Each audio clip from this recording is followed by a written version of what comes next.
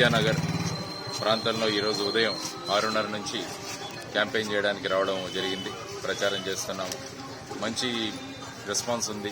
వాళ్ళు కూడా అనేక విషయాలు నాకు తెలియజేశారు. ముఖ్యంగా వాళ్ళు కోరుకుంటున్నది ఏంటంటే పిల్లలకు ఉద్యోగాలు రావాలి, ఆ తర్వాత వాళ్ళు గంజా, డ్రగ్స్, మద్యం ఇలాంటి అలవాట్ల బారిన పడకూడదు, మంచి సమాజం ఉండాలని అందరూ కోరుకుంటున్నారు. నేను అదే చెప్తాను. జై భారత్ పార్టీ లక్ష్యం కూడా అదే. ఆ విధంగా మేము ముందుకు వెళ్తున్నాము.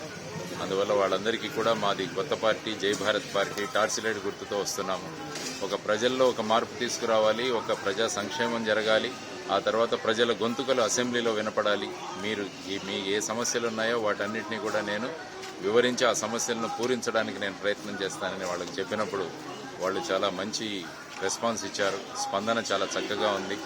అందరం కలిసి తీసుకెళ్దాం సమాజాన్ని. ముఖ్యంగా నేను గమనిస్తుంది అంటే మా ప్రచారాల్లో మేము ఎక్కడికి వెళుతున్నా మా ప్రత్యర్థులు వాళ్ళ బండ్లు పంపించేట్టు వాళ్ళ మైకులు పెట్టేస్తాం. ఇంత భయం ఎందుకో నాకు అర్థం కాదు. అందరం కలిసి ప్రచారం చేద్దాం, ప్రజలు నిర్ణయిస్తారు ఫైనల్గా. ఇంత అభద్రతా భావం ఎందుకో నాకు అర్థం కాలేదు. ఇప్పుడే ప్రచారం చేస్తున్నాను, ఒక బండి వచ్చింది, మైకు పెట్టారు, అరిచేస్తున్నారు.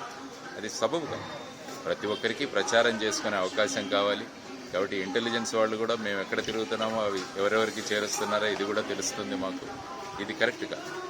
ఎందుకంటే ఒక ప్రజాస్వామ్య ఫీల్డ్లో ప్రతి ఒక్కరికి ప్రచారం చేసుకోవడానికి, వాళ్ళ అభిప్రాయాలను వ్యక్తం చేయడానికి అవకాశం ఉంటుంది.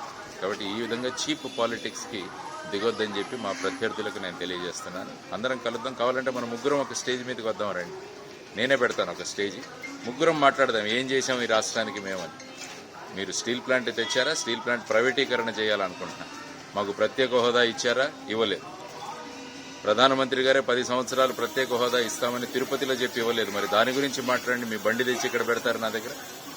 ఆ తర్వాత విభజన హామీలు చేయలేదు, పోలవరం పూర్తి చేయలేదు. రండి ఇవన్నీ మాట్లాడదాం. బండి తెచ్చి పెడతారు మళ్ళా ఇక్కడ మా పక్కన. ఇదా రాజకీయాలంటే? స్టీల్ ప్లాంట్ అవ్వలేదు, స్టీల్ ప్లాంట్ ఇక్కడున్న స్టీల్ ప్లాంట్ ప్రైవేటీకరణ చేస్తున్నారు. ఇవన్నీ ఏం జరుగుతున్నాయండి? రాష్ట్రంలో గంజాలు, తర్వాత డ్రగ్స్ ఎంత పెరిగిపోయాయి. మొన్నే ఒక కంటైనర్ వచ్చింది, 25 టన్నులు తీసుకొచ్చింది. దాని గురించి మాట్లాడమనండి. దమ్ముంటే వస్తారా అందరూ? స్టేజ్ మీదకి రండి. ఇలా మా పక్కన బండి పెట్టి మీ మైకులు పెట్టడం కాదు. దమ్ముంటే రండి, మాట్లాడదాం. నేనే స్టేజు టైము పెడతాను. అందరం ముగ్గురం మాట్లాడతాం. రండి. ఏమవుతుంది? 2 కోట్ల ఉద్యోగాలు ఇస్తారమన్నారు మీరు. ఏమైంది? ఉద్యోగాలు లేకుండా పిల్లలు రష్యన్ ఆర్మీలో చేరుతున్నారు, ఎక్కడెక్కడికో వలసలు వెళ్ళిపోతున్నారు. దీని గురించి మాట్లాడదాం. మేం ప్రచారం చేస్తుంటే మా పక్కన బండి పెడతారు మీరు. ఇదా మీకున్న ఇది? కాబట్టి ప్రజలందరూ ఆలోచించండి. వీళ్లకు చేతనైతే ఒక స్టేజ్ మీదకి వద్దామని చెప్పండి. అందరు రండి, ఆ రోజు మాట్లాడదాం. మా ప్రత్యేక హోదా రాకపోవడం వల్ల రాష్ట్రానికి 10 సంవత్సరాలు రాష్ట్రం వెనకబడిపోయింది. ఉద్యోగాలు రావట్లేదు పిల్లలకి, ఎవరూ రావట్లేదు. ఇక్కడ 3 రాజధానులని అవి ఇవి చెప్పి ఈ రాష్ట్రాన్ని మభ్యపెట్టి ఎవరు కూడా ఇన్వెస్టర్లు ఇక్కడ రాకుండా చేసి మరి ఈ విధంగా చేస్తుండు. దానికి తోడు డ్రగ్స్, ఇవన్నీ అవుతే ఏమవుతుందండి యువతరు? ఆలోచించండి ఓటర్లారా. వీళ్ళందరూ వచ్చి మభ్యపెడతారు మిమ్మల్ని. నిజమైన విషయాలు చెప్పే ధైర్యం మాకుంది. మేము మీకోసం పోరాడతాం. మీ గొంతులు మేము అసెంబ్లీలో వినిపిస్తాం. అసెంబ్లీ యొక్క స్టాండర్డ్ కూడా పెంచుతాం. అసెంబ్లీ సమావేశాలు చూడాలంటే ఒకరినొకరు తిట్టుకోవడం, ఆ తర్వాత ఒకరి మీద ఒకరు నిందలు వేసుకోవడం, పర్సనల్ లెవెల్లోకి వెళ్ళిపోవడం, ఇదా ప్రజాస్వామ్యం? ఇదా ఎమ్మెల్యేలకు కర్తవ్యం? అసెంబ్లీలో ప్రొసీడింగ్స్ మారుస్తాం. మీ గళాలు మేము వినిపిస్తాం. కాబట్టి జై భారత్ పార్టీ, మా గుర్తు టార్చ్ లైట్. దీని మీద నమ్ముకోండి. నేను మీతో ఉంటాను. మీ సమస్యలన్నింటినీ పరిష్కరిస్తాను. 5 సంవత్సరాలకు ఏం చేస్తాను అన్నది బాండ్ పేపర్ మీద రాసిస్తాను.